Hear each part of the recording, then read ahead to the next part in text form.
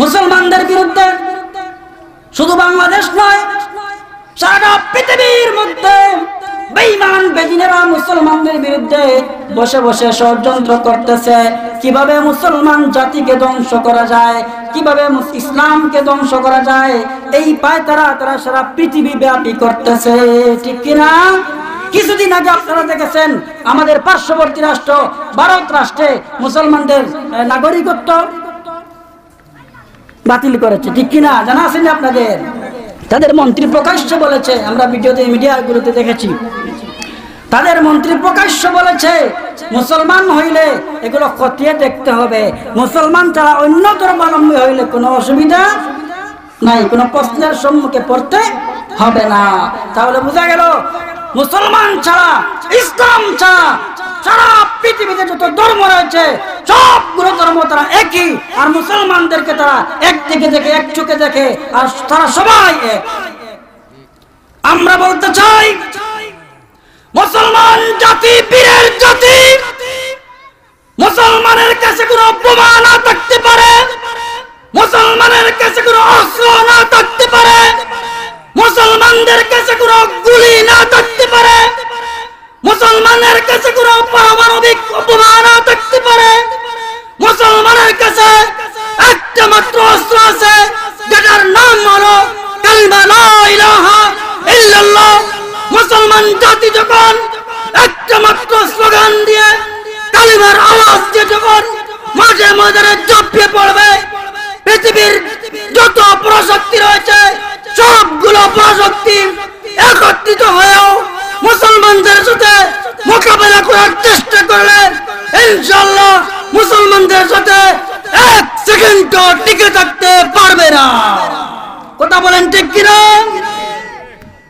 মুসলমানদের ঈমান হলো আসল, ঈমানই সেই জজবা, ঈমানই সেই পাওয়ার।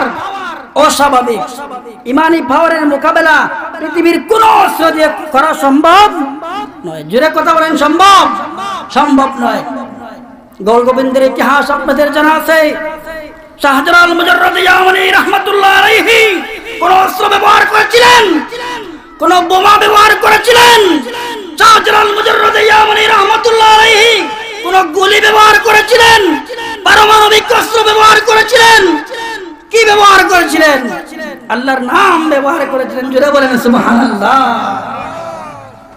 আল্লাহু আকবার, আল্লাহু আকবার। এই আওয়াজ যখন দিয়েছিলেন, গৌর গোবিন্দের 7 তলা বিশিষ্ট ভবন ভেঙে চুরমার হয়ে গিয়েছিল, ঠিক কিনা? মুসলমানরা কোনো অস্ত্র ব্যবহার করে না, মুসলমানরা জঙ্গিবাদকে সমর্থন করে না, মুসলমানরা জঙ্গিবাদকে প্রশ্রয় দেয় না, মুসলমানরা কোনো উস্কানিকে পছন্দ করে না। ইসলাম মানেই হলো শান্তির ধর্ম। আমরা শান্তির ভিতরে বিধর্মীদেরকেও কালিমার দাওয়াত দিতে পারি, মুসলমানদেরকেও কালিমার দাওয়াত দিতে পারি, ঈমান আমলের দাওয়াত দিতে পারি, ঠিক কিনা? সারা বিশ্বব্যাপী আলহামদুলিল্লাহ তাবলীগ জামাতের মাধ্যমে সারা বিশ্বব্যাপী ইসলামের কার্যক্রম চলতেছে। ইসলাম নিয়ে কাউকে চিনিমিনি খেলতে দেওয়া হবে না।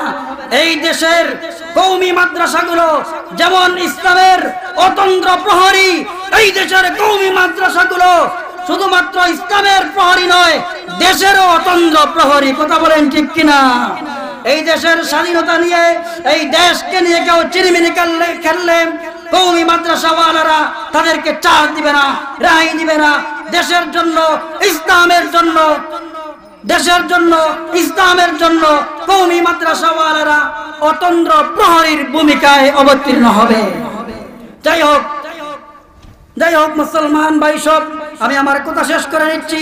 যেই পর্যন্ত আলোচনা করলাম, আল্লাহ রাব্বুল আলামিন আমাদেরকে এই আলোচনার উপরে, আমার এই আলোচনাগুলো করার উদ্দেশ্যই হলো যে আল্লাহ রাব্বুল আলামিন ওই যে কওমি মাদ্রাসা আমরা প্রতিষ্ঠা করেছি, এই মাদ্রাসার সাথে আমরা আজীবন সবাই যাতে শরীক থাকতে পারি, পরামর্শ দিয়ে, অর্থ দিয়ে, সব কিছু দিয়ে আমরা যেন মাদ্রাসার সাথে সবাই থাকতে পারি। আমরা সবাই রাজি আছি তো ইনশাআল্লাহ? আল্লাহ রাব্বুল আলামিন কবুল করুন। ওয়া আখিরু দাওয়ানা আলহামদুলিল্লাহ।